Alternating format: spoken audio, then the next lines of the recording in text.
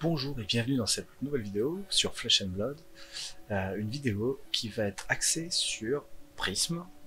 Alors, Prism a été banni, a atteint le statut de Living Legend en Classic Constructed, mais il est toujours possible de la jouer dans sa version Young et donc en Blitz. C'est un personnage qui est jouable, qui gagne des tournois, qui peut gagner des tournois en tout cas, que je joue beaucoup en Armory, en Blitz et avec un certain succès. Le build va dépendre du metagame qu'on va attendre, des types de héros adverses qu'on aura, mais ça reste un personnage jouable et si on anticipe relativement bien les héros qu'on va affronter, il y a moyen de gagner des petits tournois avec. Dans cette vidéo, on va se concentrer uniquement sur le build dit Aura, avec donc des auras qui vont permettre de jouer un style de jeu un peu plus défensif qu'un build Herald, qui sera sûrement l'objet d'une autre vidéo. Pour résumer un peu les choses, le build Aura se rapproche grandement de ce qu'était Prism en Classic Constructed, c'est-à-dire on joue des auras, on essaye de setup un board avec des permanents, nos auras, et ensuite on va défendre ces auras, on va défendre nos points de vie, et pour pouvoir attaquer avec et renverser la partie. Parce qu'on sera forcément en mauvaise posture, vu qu'on aura très peu défendu au début de partie, et qu'on aura joué nos auras. Les équipements, donc il y en a 11. Les équipements principaux, qu'on change quasiment jamais, ce sont les Phantasmal Footsteps, qui sont les bots qui permettent, si une Herald est détruite, si une attaque action card illusionniste est détruite, on peut payer 1 et gagner un point d'action. C'est ce qui nous permet principalement de gagner contre les gardiens, contre les brutes, contre tous les decks qui jouent des attaques à 6 ou plus. Ça permet de défendre relativement efficacement contre les decks un peu wild, car ça défend à 1 à chaque fois en fait. On paye 1 au début, et après chaque fois qu'on peut défendre, chaque fois que la chaîne est cassée, qu'on pourra redéfendre avec. Donc c'est très fort contre Mechalogist par exemple. La tunique de Fiandal, qui est la tunique principale pour défendre, qui est la tunique de Fiandal, qui est la tunique principale que l'on utilise, qui permet d'avoir un gain une ressource tous les 3 tours, et qui permet de jouer nos auras à 4 pour seulement une carte bleue de pitcher. Vu qu'on est en Blitz, c'est un format très agressif. On joue principalement l'Arcane Skullcap qui défendra à 3, donc une fois à 2, puis une fois à 1. Donc il nous sauve 3 points de vie, ce qui est très important, plutôt qu'une autre défense. Contre les decks Wizard, dont on a besoin d'Arcane Barrière, plus d'Arcane Barrière 2 ou 3, on peut jouer la Crown of Reflection, qui permet donc d'enlever une aura qu'on contrôle par une autre, qu'on a dans la main, en instant, ou alors, et c'est surtout pour ça, pour l'arcane barrière. Au niveau des gantelets, alors, si nous jouons contre gardien, il faut jouer Dreamweaver, ce qui permet d'enlever le fantasme de nos attaques, sinon il faut jouer Colette Gauntlet pour être un peu plus agressif quand on va jouer. Et enfin le package Nullrune pour éviter les dégâts d'arcane. Notre arme est évidemment Luminaris, qui permet d'avoir le gain deck dans pitch jaune, et donc notre deck est composé à 60% de cartes jaunes. Et enfin le dernier équipement est le Vest of the First Fist. C'est la tunique qu'on jouera sûrement lorsque les decks en face sont très aggro, comme Faille, comme Briar. Ça permet d'avoir gratuitement 2 points de ressources, vu que nos Heralds vont sûrement taper contre eux. Ils n'ont pas d'attaque, ils ont très peu d'attaque à 6, qui permettrait de pop le fantasme de nos Heralds. Le deck en lui-même est composé de 15 auras, qui sont de Genesis, 2 Merciful, 2 Arclight Sentinel, 2 Shimmer of Silver, 2 Passing Mirage et 2 Ace Bending. Donc c'est des sons et un Parable of Humility. Donc c'est un package d'aura qui permet à la fois donc de setup à board comme Genesis, comme Merciful Retribution, qui vont vraiment mettre une pression au joueur adverse, l'empêcher de jouer, comme Parable of Humility ou Arclight Sentinel. Shimmer of Silver lui met la pression aussi. Et deux autres auras qui permettent donc de dire à l'adversaire, si tu me casses une aura, bah, j'aurai un Spectral Shield, ce qui est pas anodin dans Prism, car c'est une attaque à 1 tout de même, et qui défend à 1, donc c'est quelque chose qui fait un différentiel de 2 PV. Ou un Passing Mirage, qui est une carte qu'on va, pour les decks gardiens, souvent attaquer, et donc ils vont perdre leur tour dessus. Arclight Sentinel, ici, c'est une aura extrêmement importante contre les decks gardiens, qui vont vouloir jouer des Dominate de Bravo, par exemple. Donc on peut le faire en réponse de Dominate, on peut le faire en réponse également d'une activation d'un Seismic Surge. Donc dès que le Seismic Surge saute, et qu'on voit que l'adversaire en face n'a pas bloqué, qu'elle n'a pas voulu utiliser de carte pour bloquer, on utilise cette carte pour dire attention, il va y avoir un gros tour qui arrive, on va poser ça, comme ça il le perdra à son tour. Ou alors il sera décalé d'un tour, mais il aura perdu une carte. Donc Arclight Sentinel c'est très important contre les gardiens, mais c'est aussi important contre Kassai. Faire Arclight Sentinel sur un Blood on the Hands, ça fait mal. Donc c'est quand même quelque chose de très très fort, et si vous avez un Merciful en jeu, si vous avez des Spectral Shield, ça permet de les garder, et ça permet de Merciful, ça part directement en soul, et ça inflige un dégât d'arcane. Donc c'est assez important.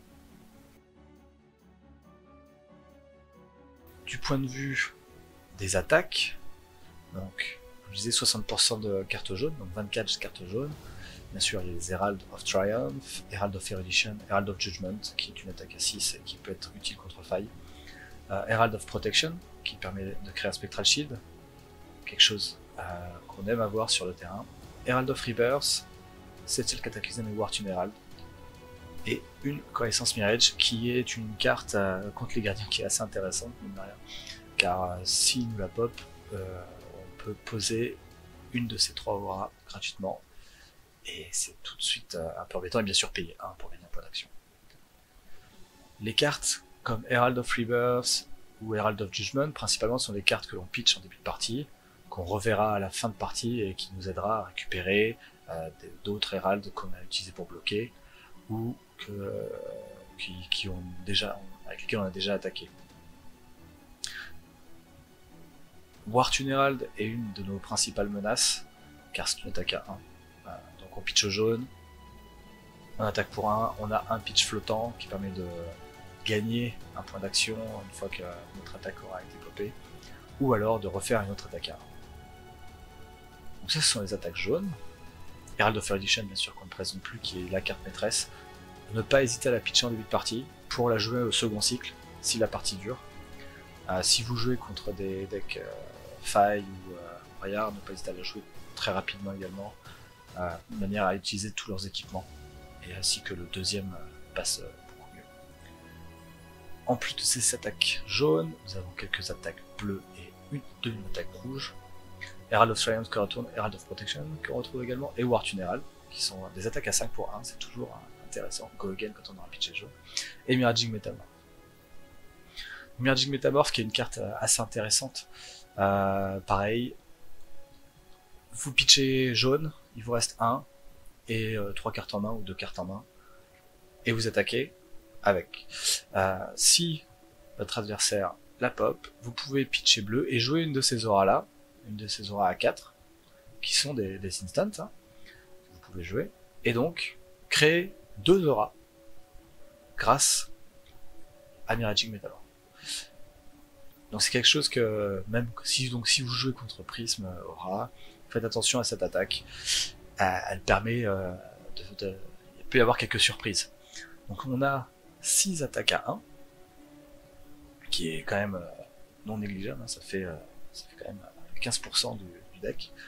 Et ce sont des attaques assez intéressantes parce que voilà, on a toujours un de pitch qui reste pour faire peur, pour jouer des instants, pour tout simplement après réattaquer avec une autre attaque à 1. Donc c'est vraiment fort. Et enfin on a les cartes dites un peu plus défensives, qui ne sont pas des auras. De Soul Shield, qui est une des meilleures cartes de Prism, qui défend à 6 pour 2 et qui part dans la soul. Oasis Respite, qui fait un différentiel de 5 si on est en dessous en PV, parce qu'il prévient 4 et on nous fait gagner un point de vie pour seulement un pitch. Et enfin Prismatic Shield. Pour 3, on crée 3 Spectral Shield. Cette carte, auparavant j'en jouais 2 et je ne jouais pas d'Oasis Respite. Vu que dans mon metagame, il y a beaucoup plus de Wizard, je préfère jouer Oasis Respite qui défend plus pour moins de ressources. Parce qu'on pitch bleu et on peut défendre 6 dommages. C'est vraiment supérieur à Prismatic Shield. Prismatic Shield est intéressant quand on affronte énormément de gardiens. Car les Spectral Shield, c'est vraiment des petites attaques qui vont vraiment ennuyer les gardiens. La plupart du temps, si vous avez pitché vos Merciful Retribution en début de partie, ils vont revenir assez rapidement. Si vous avez pu setup un board avec beaucoup de Spectral Shield et que vous jouez Merciful, il y a des chances qu'il soit 4, 5 PV et qu'il ait besoin de défendre toutes les attaques au fur et à mesure. Et s'il vous attaque, il meurt. Donc du coup, Prismatic Shield est assez forte contre les gardiens. Donc voilà la liste du deck. C'est une petite présentation très rapide du deck. C'est un deck où les 2 dernières armories que j'ai fait avec, je les ai gagnés 2 fois 4-0, où j'ai affronté des decks un peu différents, mais par exemple il y avait donc des brutes, des gardiens, des wizards, un mécanologiste et un faille. Donc c'est pas évident dès qu'on affronte un deck comme faille ou comme briard. Il y a des decks qui attaquent sur beaucoup de différentes attaques et qui derrière peut mettre un petit dégât dans un Genesis ou dans un Parable.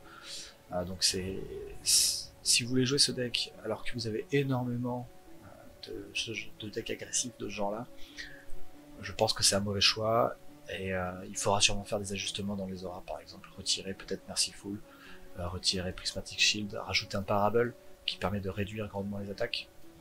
Donc voilà, il y a des choses à modifier si vous voulez jouer Prismora contre ce genre de deck, mais principalement ce deck est plutôt fait pour gagner contre des gardiens, contre des brutes, contre les wizards qui sont vraiment des excellents match-up, et bien sûr il va un peu plus souffrir contre les decks ninja, contre les decks Runeblade.